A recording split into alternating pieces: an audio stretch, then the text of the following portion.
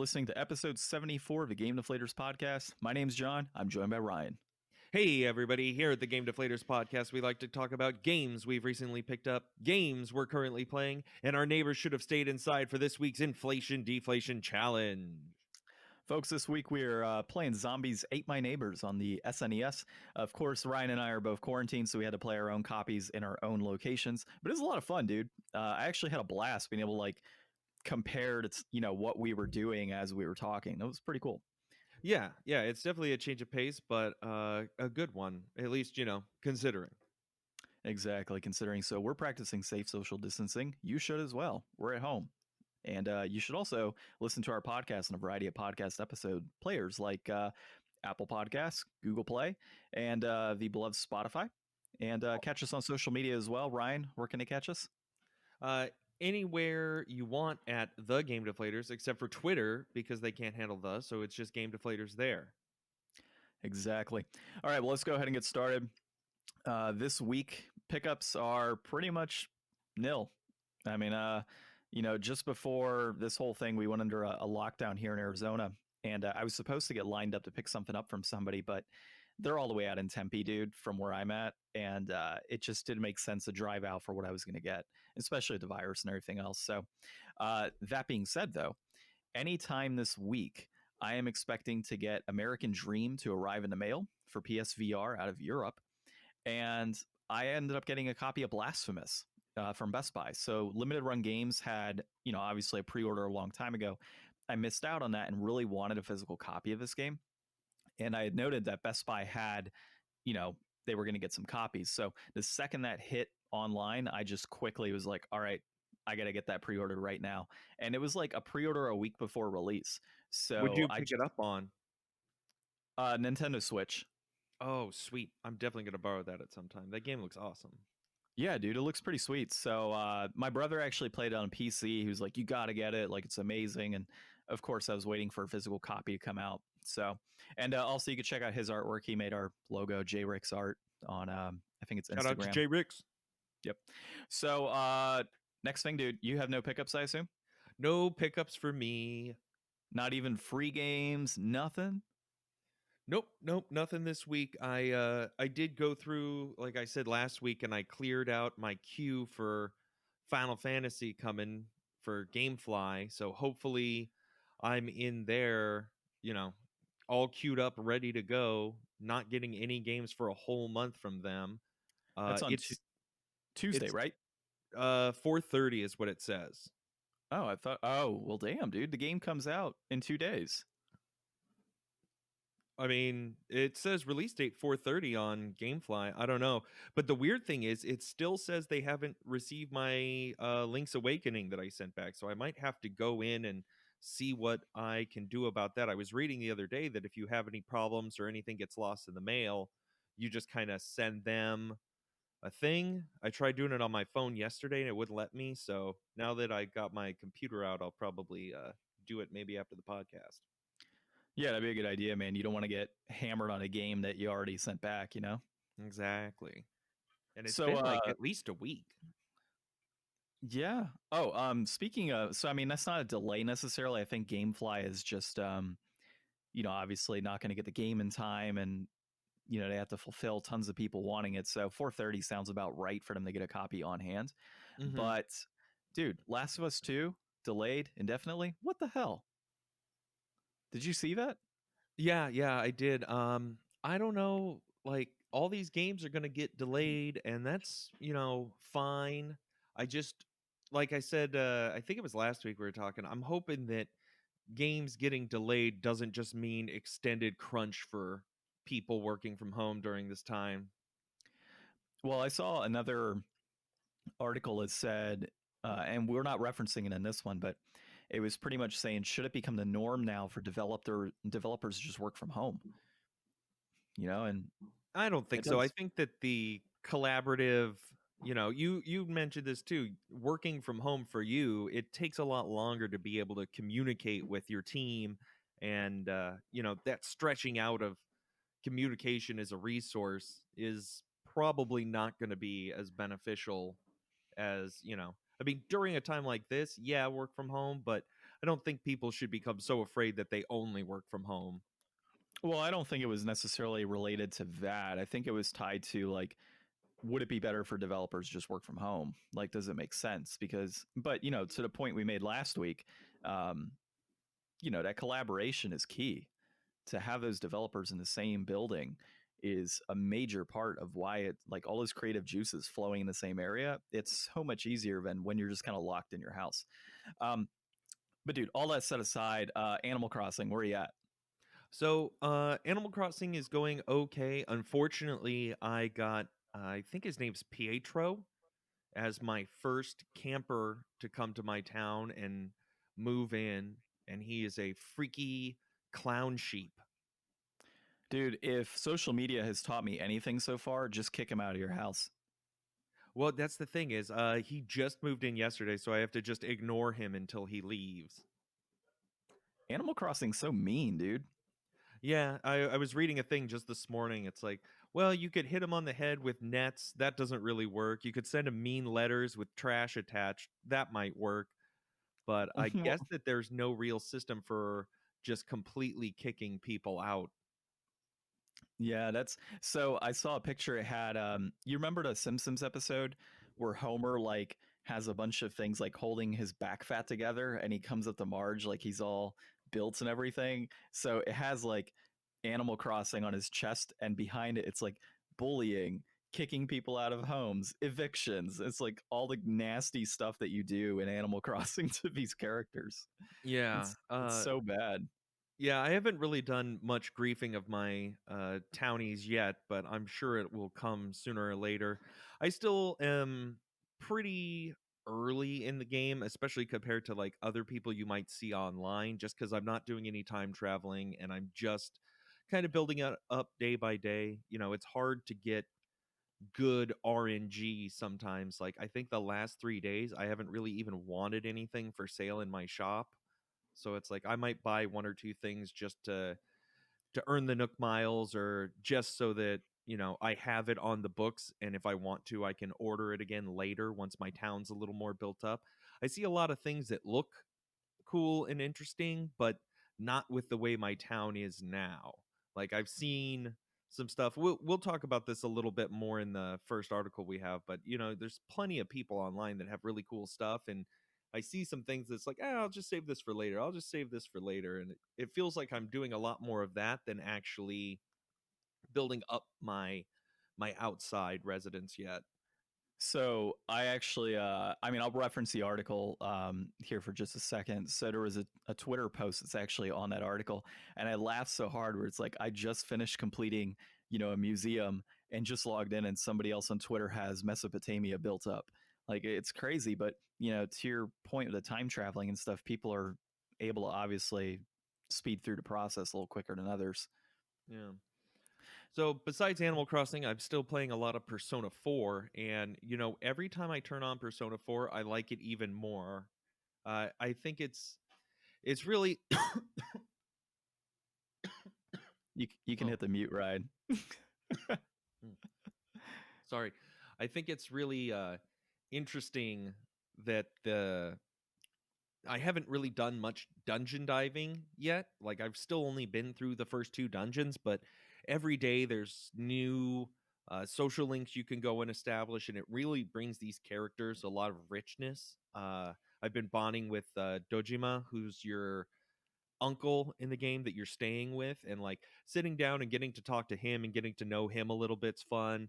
And Nanako-chan, who's your kind of she's your cousin, but she's like your little sister figure. She's really fun too. All the party members are cool. It's nice to go hang out with them. They kind of call you and they're like, "Hey, I need to get my mind off of studying. Like, let's go." And then you find yourselves comparing answers that were on the exam afterwards with them, and it really feels like the characters, unlike in a lot of RPGs, aren't as static, and it isn't just like big story moments. Like, you really get to enjoy these just small slice of life moments, and I think that I'm going to be a huge fan of Persona moving forward, and I can't wait to get further in this one and then jump into another one, probably 5. Well, I mean, you've also got, Persona 1, 2, 3. 4, 5. There's lots of personas out there. Yeah, and I mean, there's lots more in this Shin Megami Tensei series too. Like the Digital Devil Saga is supposed to be really good. Yeah, I want to get those. They're actually pretty cheap right now for PS2. So, um, my friend Leaping Lizard Cosplay, she has a couple copies, but with all this coronavirus stuff going on, it's like I'm trying to get a hold of those copies from her because she was selling them a while back, and just hasn't happened yet. So, but I do want to get those as well and play them through. So, I guess I'll get into what I'm playing, dude. Anything else on Persona 4? No, not really. It is weird because there's so much to do, and I got an app that has all of the calendar on it so you can see what the choices that are available to you each day. I'm not really min-maxing. Like I didn't join 2 clubs just cuz I not super interested in what the sports club storylines are, and also it'll give you a lot more to play through again eventually if you want to. You can do a replay and choose different routes and different links. So I'm kind of just going at my own pace and looking and seeing what's available, but not really trying too hard. Like you can have a persona for each of the social links equipped on you, and you'll enhance that social link more. So I've been trying to maybe do a little bit of that, but it gets so deep because it's not just like, oh, you want to have a persona on you. Well, you might not have a persona of that social link type yet, so maybe you want to go in and fuse 2 together and then you can get one. Well, if you're going to fuse them together, you could do a 2 fusion or you can do a 3 fusion. And depending on what day you're fusing them, you can get various bonuses. So it's like just to make a small choice has a lot of stuff that you can read into on it. And I'm still pretty early in the game, so I'm still coming up against barriers where it's like yesterday was a rainy day. So on rainy days you can go and try to eat the mega beef bowl special, which will raise like all of your different stats, but in order to get through it and finish the meal, you have to have all of your stats at a certain level. So early on in the game, I feel like there's a lot of stuff that you try to do and it isn't, you're not ever going to be able to do it at that point, but it does kind of give you little glimpses and insights as to, oh, well, not now, but in the future you will be able to eat all this beef. Jeez. Well, yeah, dude. I mean, that's pretty deep for a game overall. And like you said, all the slice of life type stuff going on too. So it definitely seems like something I would want to get into at some point in time, but also probably super time consuming. So I That's mean, why I picked it up on the Vita from you, because I was like, I'll be able to get through this a lot better if I can just do a little bit here and a little bit there when I got time. Yeah, you said it was like what, 60 or 70 hours of gameplay? I mean, probably, I don't know if that's gonna be for me because I might not go, into all of the stuff that's gonna eat up a bunch of that time by not doing all of the social links and all of the different jobs. Like there's a bunch of different side jobs that you can get to make money, and it's like I haven't really done much of that. Like there's one social link that I think you can only get if you work at the daycare. So it's like I'm not really interested in working at the daycare, so I'm just going to probably forego that social link and shout me out on the comments or let us know online if that's a terrible choice and I should go back and rectify it. Yeah, so I would say that with the social links, the way you're describing it, that's just probably not as necessary unless you really do want to go a certain route, like you're saying. So, if you obviously, and actually, quick question on that. So, does that impact like things later on in the game, I guess? So, if you don't go So through that social link, yeah, there's different characters that you can have like a romantic relationship. mm-hmm. The completionist, he just put out a video a week or two ago because he's been playing Persona 5, and in order for him to feel like he's completed it, he feels like he needs to unlock all of the different, romance options, social links. But Yeah. in order to do that, you have to do like 11 playthroughs of the game. Oh So my he's God. on playthrough number 5 and he's already like, I don't know if I can do this. The game's just not fun anymore. Like imagine playing a game that's like, 50 to 60 hours 5 times, like back to back in a year, and not even being halfway done. Yeah, that's crazy, dude. That's a lot of time. I mean, you're looking at, 600 to 800 hours of gameplay. Yeah, I told him he could do whatever he wants to do on that one, because he was looking for, audience feedback. And it's like, I feel bad that he's kind of locked himself into being the completionist. Yeah. And I think that, maybe moving forward, he should use a different category of video besides the completionist, because he's already got the completionist, and he's got the new game plus, where he's recompleting the first 120 games because he had to take that content down. Yeah. And so it's like, if you want to play through a game and not complete it, just make up its own category, because I would hate for him to be the guy that used to be the completionist, Yeah. The YouTuber formerly known as completionist.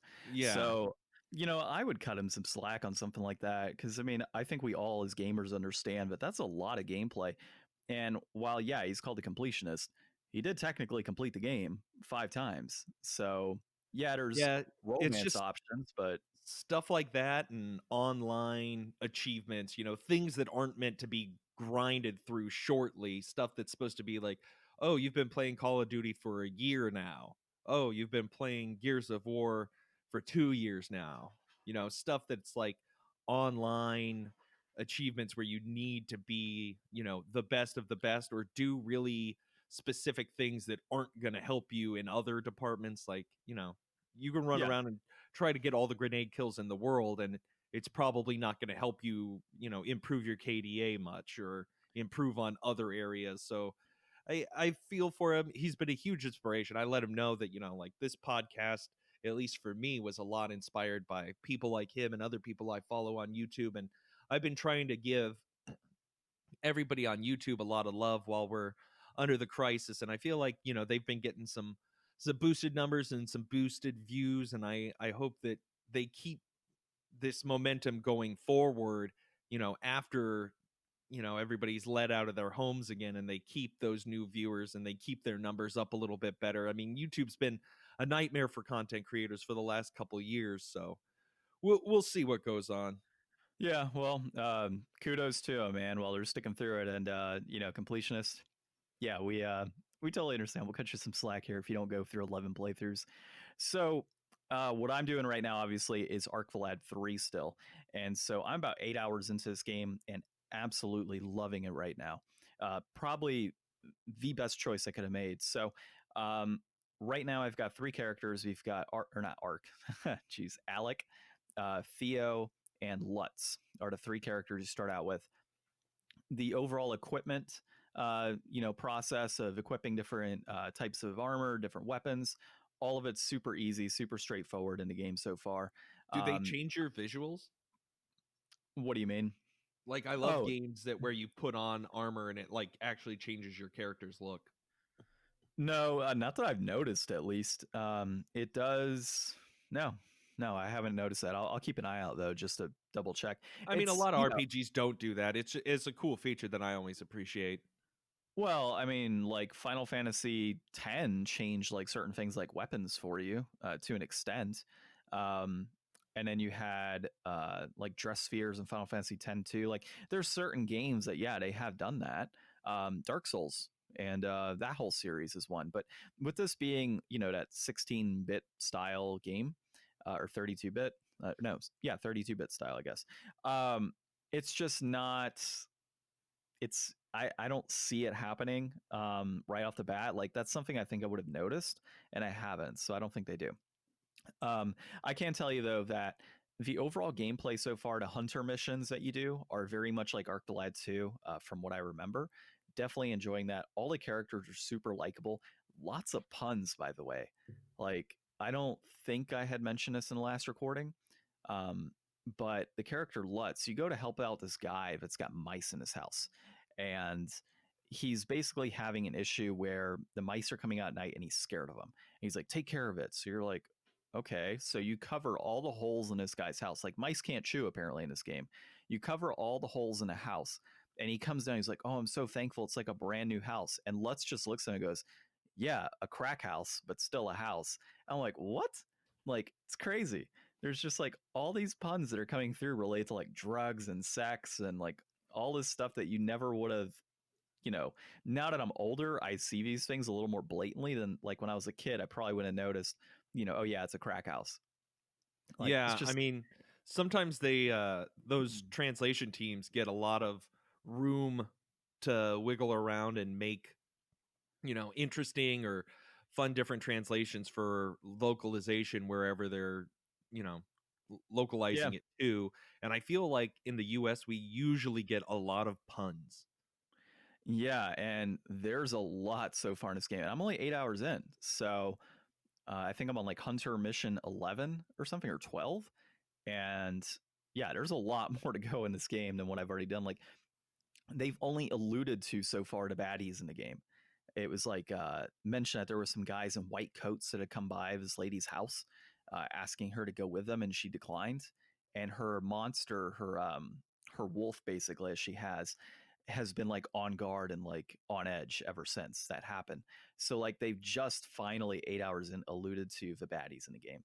So I'm enjoying it so far. I think it's a blast. Anybody out there that hasn't played the series, as I said last week on the previous episode, check it out. Like, it's such a good game and really a good franchise. I can't say much about the PlayStation 2 games. I've heard mixed reviews on them, but the first three so far is great, and the first two were amazing. Like, I love them.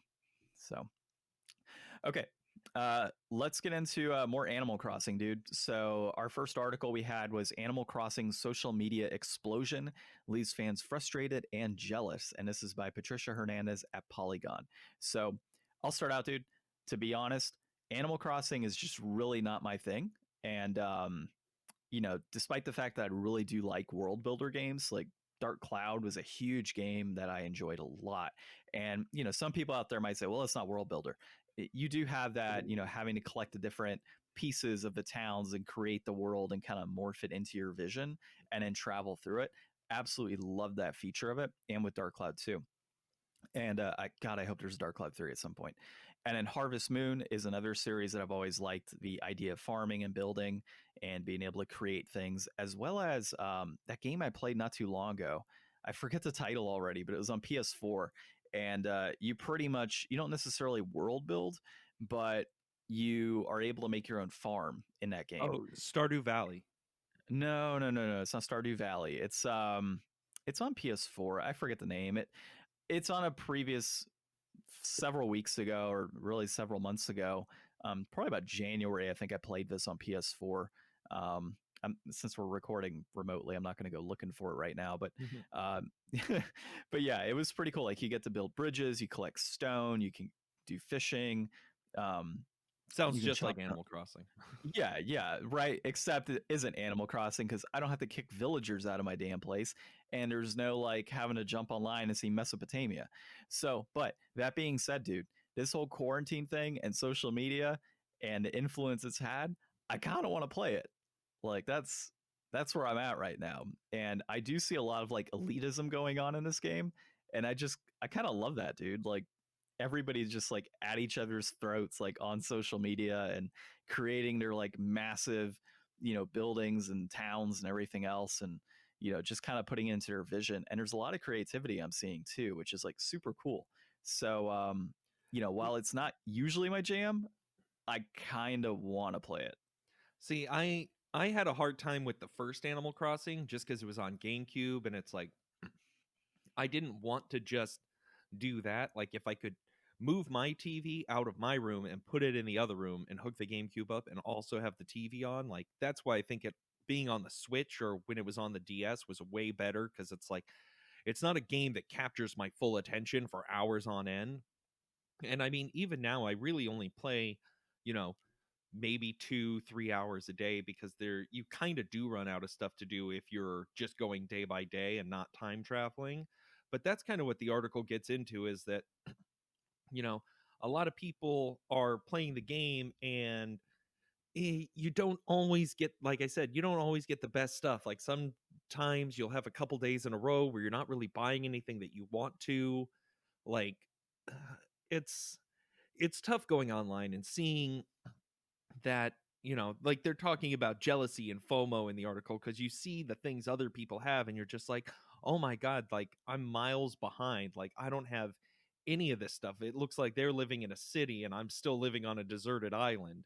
So, it does allow people to play at their own pace. Some people really enjoy that slower pace because it's like for the first however many hours, you're not even really playing Animal Crossing yet. You're still just kind of getting things set up to start playing Animal Crossing. So that's kind of the approach that I've been taking because I'm just I'm more interested in the long haul of this game and being around for a long time because if you time travel, you're going to start running out of stuff to do unless you're like a real creative that wants to, change it up drastically all the time and you really have that time investment that you want to throw out there to make all this extra money and do all this okay back out of the game adjust the game the switch clock and then go into whenever. And some stuff I don't even think you'll be able to do because I think a lot of the holidays they're patching in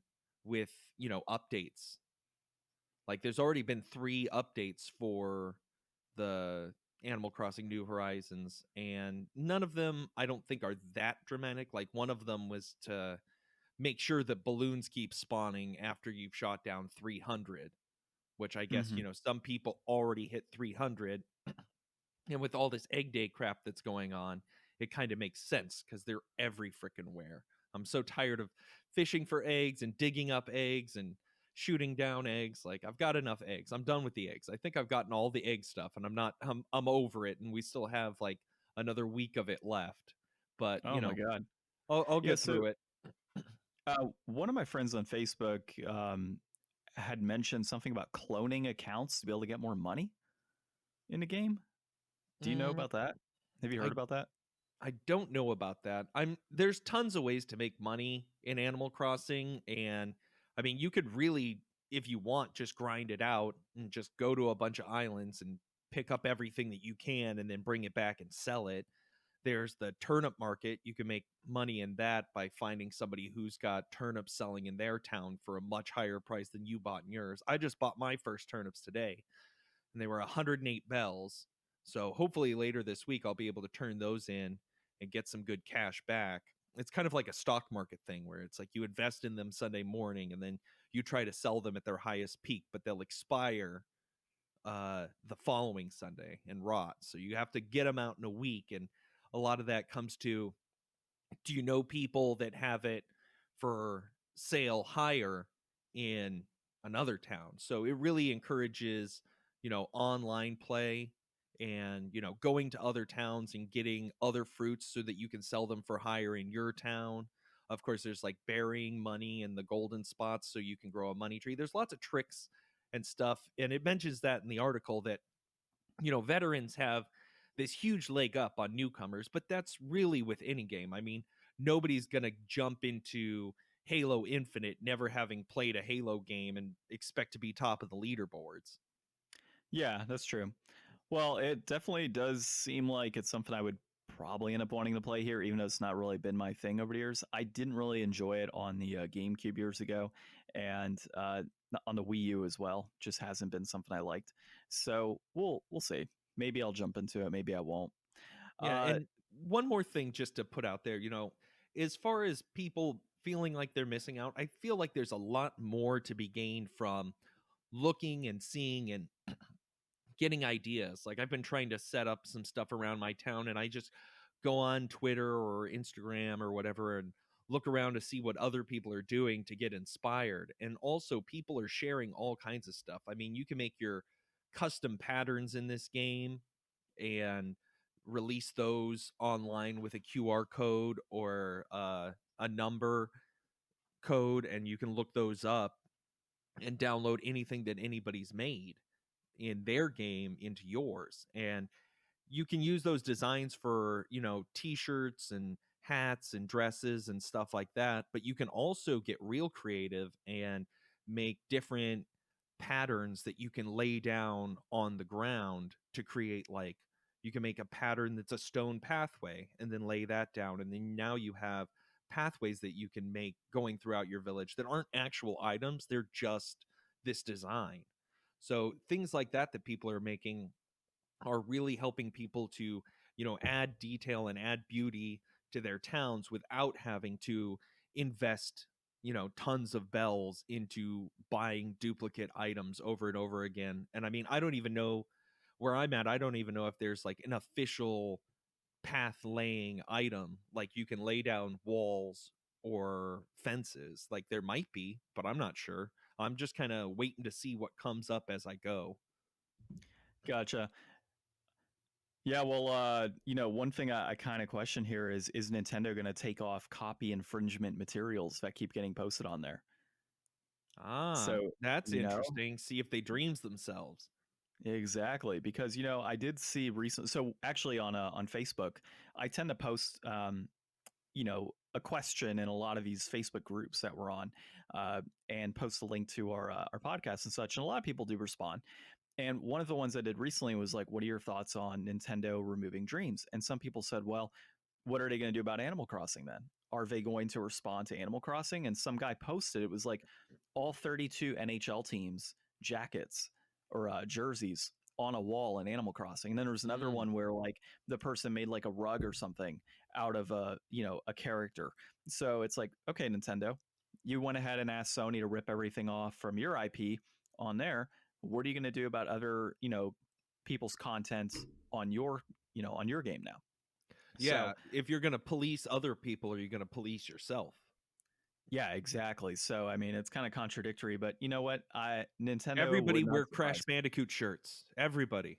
Everybody, yeah, actually, that's a good point. Everybody make Crash Bandicoot shirts on Animal Crossing. Let's see what happens.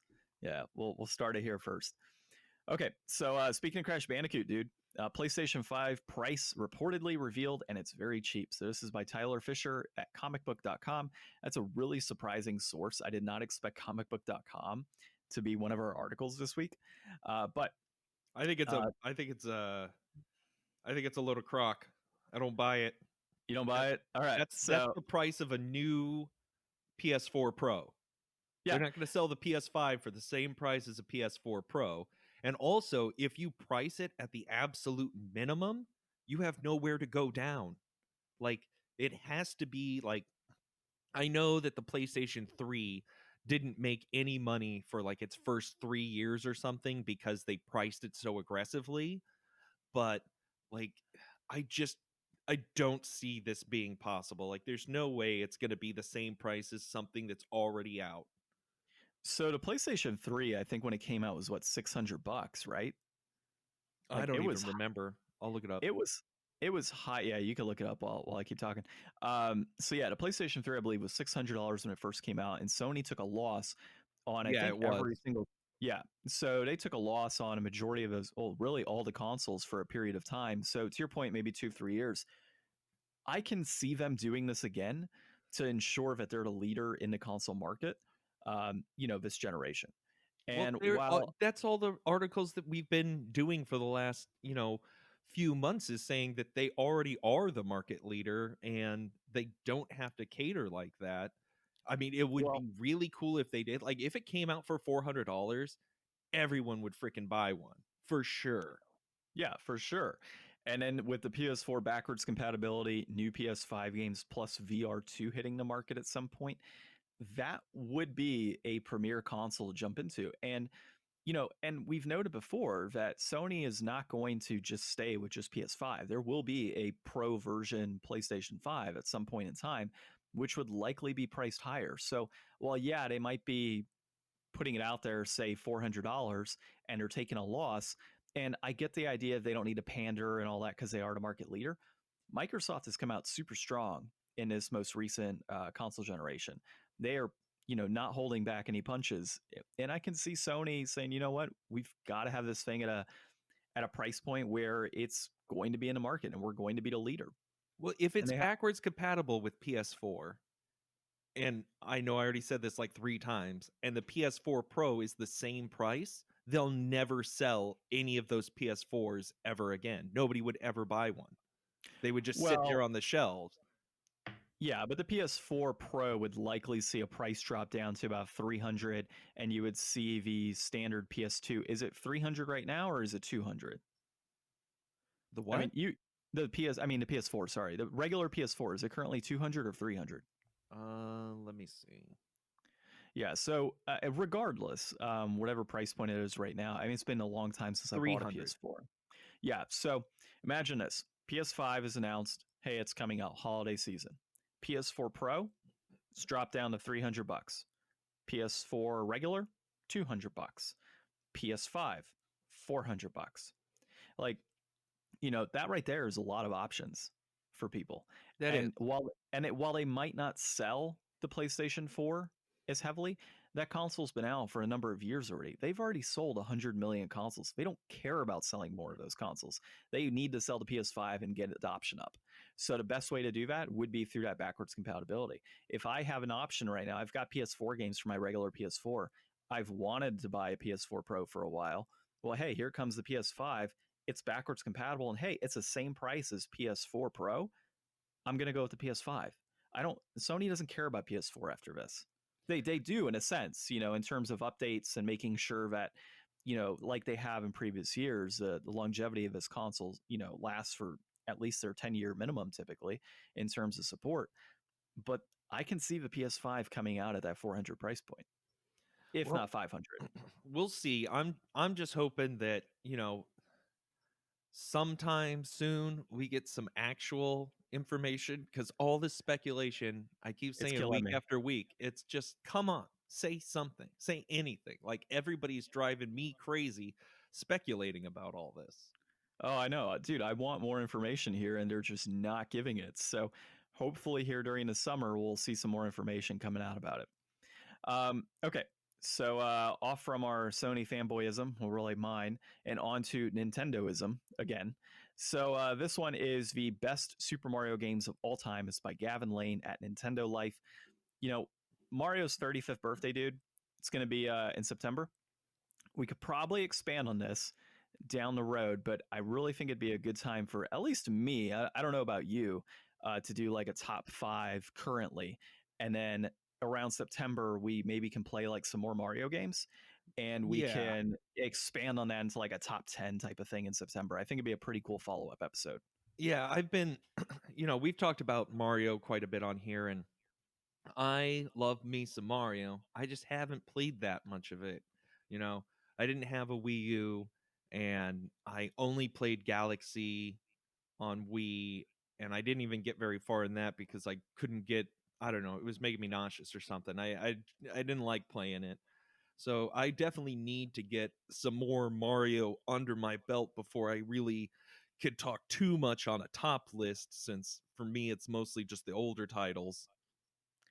Well, the benefit is that you're quarantined and you have Mario games at hand right now, so might not be a bad time to get started. Yeah, I mean, Uh, it's a great list going through. You want to hit their top 10 before you do your top 5? well, let's go into their top 5 because they have a top 21 on this list. Let me actually go to the last page here in the article and just let's make sure. All right, so their top 5. Super Mario Galaxy 2 is their number 5. Their number 4 is Super Mario Maker 2 on the Switch. Their number 3, Super Mario Galaxy on the Wii. So this guy really likes Galaxy. Number 2 is Super Mario World, and number 1 is Super Mario Odyssey. So completely just disregarded, Super Mario 3. I think that comes in at number 6 for him, and then Super Mario 64 is number 7. Uh, yeah, this is an interesting list of a top 20, really. I mean, and his top 5 in general is not like I've seen for a lot of people. And you know what? Mine is probably going to be a little different as well. So, for me at least, my top 5. So, Super Mario 3D Land is going to come in. That's for the 3DS. That's coming in at my number 5. So, this game for me, and a lot of what I pick is based on nostalgia and gameplay. So, this was the first 3DS game that I played, and I loved it, dude. I was substitute teaching at the time, and so whenever I had a break in the day, I would just pop open a 3DS and I was playing Super Mario 3D Land. And at the same time, my wife then girlfriend at the time, she was actually playing Super Mario 3D Land as well. So there were days where we'd flip flop. Like if I was teaching, I would have it on me for lunchtime and such. And then on like in the afternoons or at night, she would be playing it. So we were just like constantly comparing levels and where we were in the game. And it was just a lot of fun. And for me, that was the mechanics in that game were great, and it was very fluid. The overall level builds were great, and it really kind of opened my eyes into that 3D style Mario. I kind of got it with Galaxy when I played it on the Wii, but this was a whole different level that I enjoyed. My number 4 is Super Mario World, or not Super Mario World, Super Mario 3. And so if this isn't on your top 5 list, so looking at you, Gavin, you're crazy. Like, I played this game years ago with my cousin, so there's a lot of nostalgia on this one. He showed me the whole, like, you know, dropping down onto the gray blocks to be able to get the flutes and such in this game. And it was a blast, dude. Like, I really enjoyed, like, that full gambit of, like, fun with my cousin and There's being a able lot of to creativity explore in it. that game, especially with like the world map and getting around and the different Yeah. secrets that you can get to and how you Yep. can skip levels to go somewhere else, trying to dodge the Hammer Bros. Like it really took, you know, a lot of different approaches to, a general world map. Like we've seen world maps in plenty of games, from like the Yoshi games and some of the newer Kirby games and a bunch of the different Mario games, but it's like this is one of those world maps that actually has like some interactivity that gives it like, you know, almost two different levels of play. There's the in level of play, and then there's the thinking outside around. And it's not that complex. There's not really that many choices you get to make, but for such an early entry in the series, it added a lot. And here's the crazy thing, man. Like anybody that like wants to crap all over Mario 3 at any point, if you start looking at things like New Super Mario Bros. And the 3D Land and 3D World and all these other types of games that have come out in recent years, they all have that same structure of world building that Mario 3 did. So I mean, this really was like a game changer for the Mario franchise. And say what you want about it, the game's amazing. And it was a ton of fun to play. I've played it several times, beat it all the way through. I've done the fast travel thing too, just have fun with that. It's a blast. I really did like it. It established Uh, the whole, you know, is it a play thing moving forward, which really got picked up again in the Paper Mario series. yeah, yeah, exactly. Next one for me, Super Mario's Lost Levels, or Super Mario Lost Levels. Sorry. So you either had Mario 2 in the US or you had Mario 2 Lost Levels. So for me, Mario Lost Levels was the way to go. It really did allow me to embrace like that speed running type of deal that I like to do, and it kind of, in a way, changed the way that I play Mario. So when I first started playing Mario, it was all about the slow pace, just kind of meticulous, making sure getting things.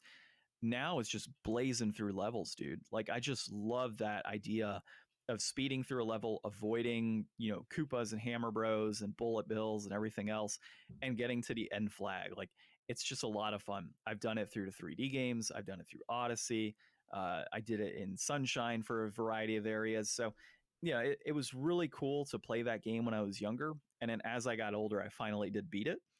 It was just a blast. And so while I like Mario 2, the one with, basically Doki Doki Panic, I still think it's one of the worst in the series or worst in the franchise, from the perspective of it's just a little too different, and it's a straight up reskin. Like it's not really Mario, and so that's where I kind of see it as like the worst in the franchise.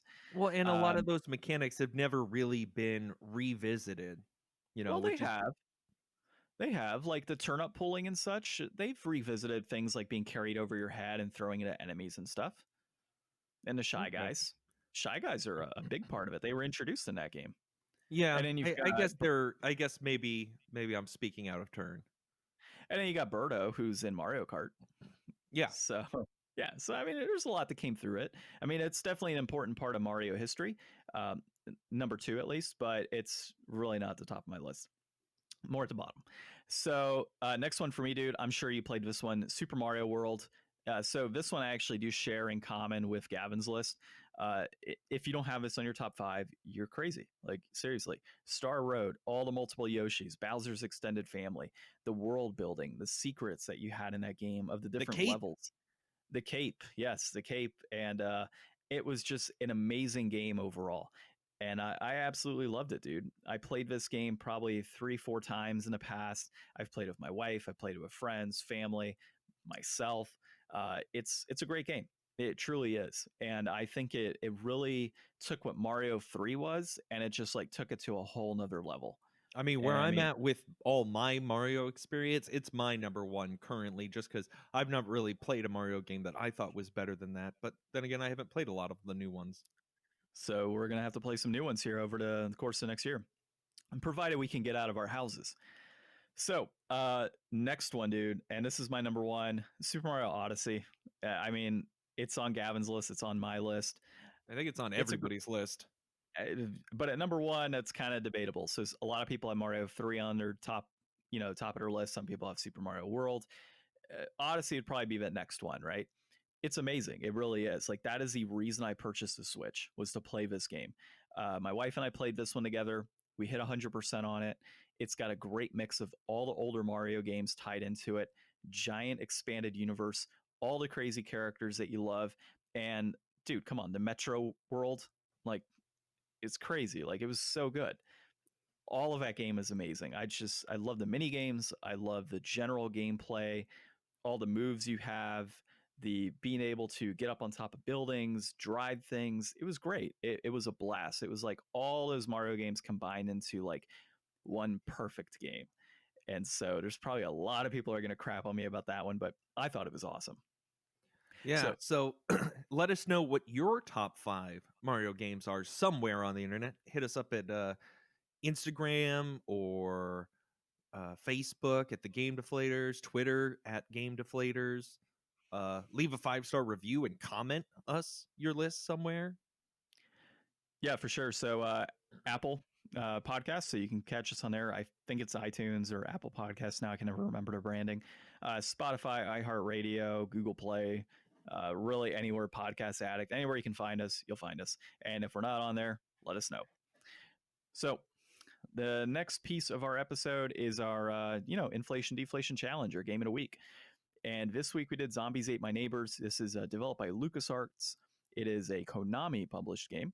The designer is Mike Ebert, and it was released in September of 1993, and it's a run and gun. Critical reception from when it first came out was 8 out of 10, and it's got quite a few different copies out there on Sega and Nintendo. So, dude, for you, when we get into this game, we both played it kind of side by side, but away from each other, via We did headphone not and get a mic. chance to do the 2-player. No, well, obviously, I mean, I'm gonna have to figure out a way to do two-player online, but I had a blast with it. I mean, this game was great. It's got a lot of levels. I think it was 48 levels overall, and I made it to level 7. I was so proud of myself. And I'm like, oh wow, I got pretty far in my first run through. Yeah, that was not far at all. Hey, I mean, that's still pretty good for your first run through. I mean, way better than I did. I couldn't get past 4. And then on my second set of lives, I couldn't get past those chainsaw guys in level 3. So yeah, I'd say that your retro gaming skills once again shine through greater than mine. Dude, they were not that great on this one. So I got into level 7 with, I think it was like 2 lives left, and I lost them both in that one. It was just crazy in that particular level. Or no, actually, did I get to level 8 and die? I died at level 8 is what it Okay. was. See, I didn't even beat better. level 8. Give yourself some credit, John. I'll give myself some credit when I get through 20 levels. The cool thing though is there's obviously save codes, so I can go through and get to the next part again. I don't think anybody's ever. We'll have to look that up if anybody's like actually beat it all the way through. Oh, I'm sure. I'm sure. People Yeah, do crazy stuff. People do Kaizo runs. that's true. People do runs of Dark Souls on a Guitar Hero controller, so I wouldn't put it past somebody to beat all 48 levels in a row without getting hit or dying. Yeah. So, but yeah, I had a lot of fun, dude. It was a blast playing this game. So Yeah, if the you want to go into visuals your are great. The music's incredible.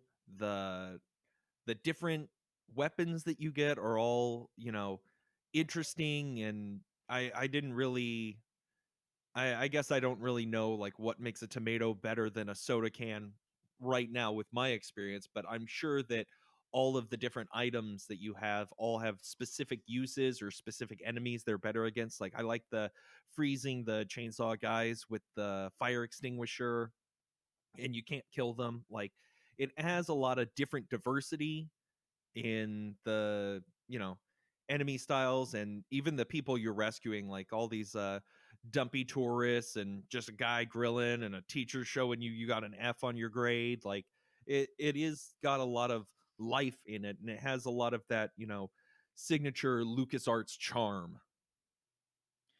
Yeah, I agree with you, man. And dude, totally echoing you. The music in this game was amazing. It really was. And it was super fluid all the way through. Controls were great.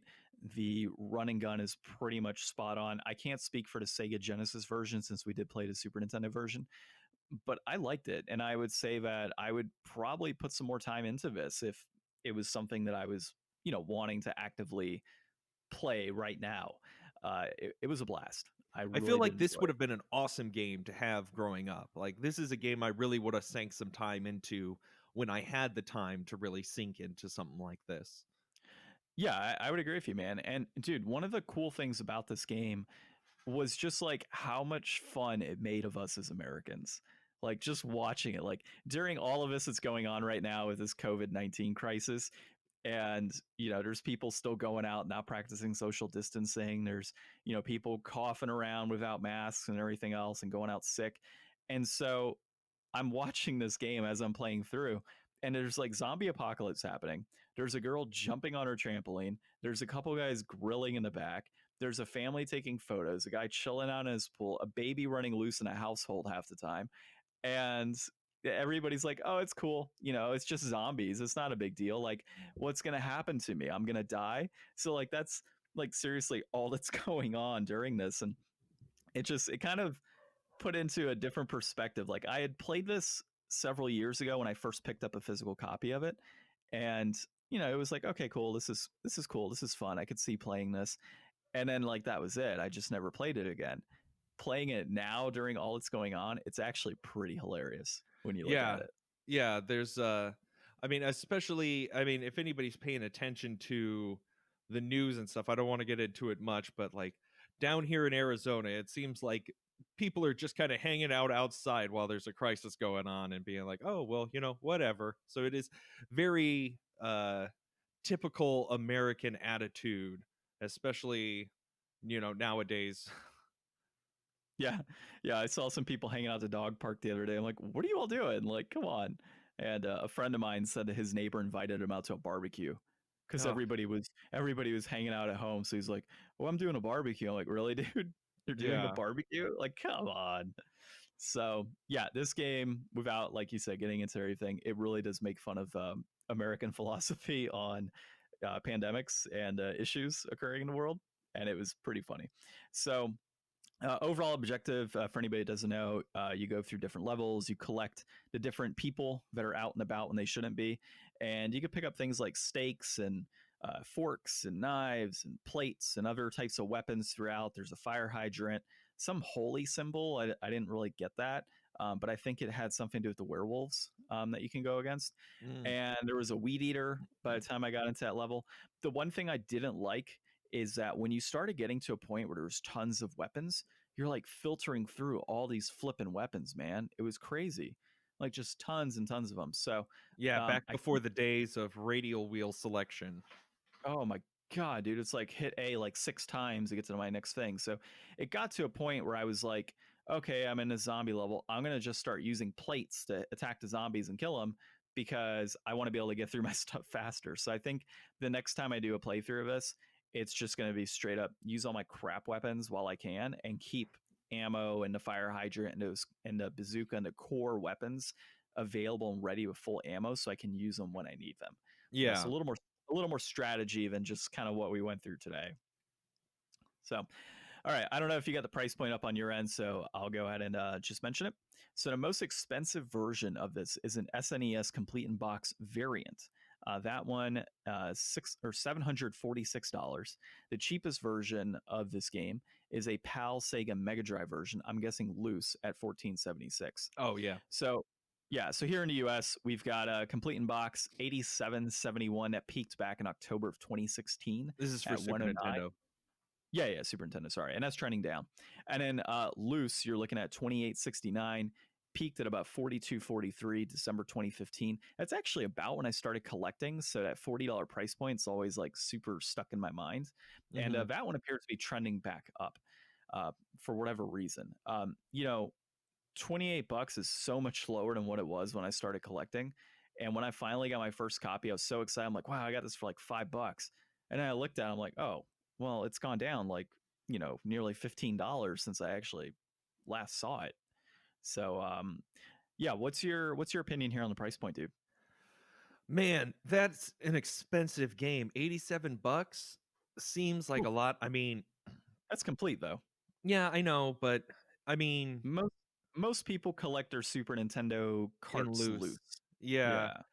$28. I mean, it's so hard to tell anymore. Like we've been through so many of these games now, and their price points are kind of all over the place. Like this game has a lot of cult following. It's like really big for collectors and stuff, so I could see why the price is so high.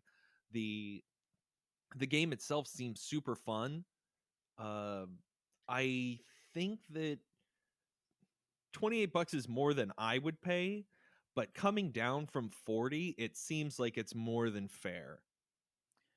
Yeah, I would agree with you on that. The sheer amount of levels is what, 42 or 48 levels that you have in this game. We played for at least an hour or so, maybe about 30 minutes to an hour, and got through like up to level 8. Okay, so you're looking at 6 times more gameplay tied to this game.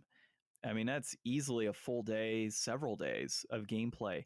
And I think there is some replayability here. You do have the high scores that you can get throughout the Especially with game. multiplayer, any multiplayer game is something that you can pick up and play with somebody that has never had any exposure, and it gives you another chance to get back into it. Yeah, exactly. So I think that all of that kind of factored in. When you get to come back to my house, we should definitely play this on the SNES with 2 players. Um, I think at 28 bucks, you're right, man. It's fair. I think that we could probably say that this is, if you found it for 30 bucks, it wouldn't be a bad deal. I mean, you got brand new titles floating out there right now for, 30, $40 that you're buying. Why wouldn't you pay 30 bucks for this game? I think it's fair. Yeah, I if think that's a good if you price. want it, especially for your collection, it's a good one to have in your collection. I feel like the $30 price range is kind of like that.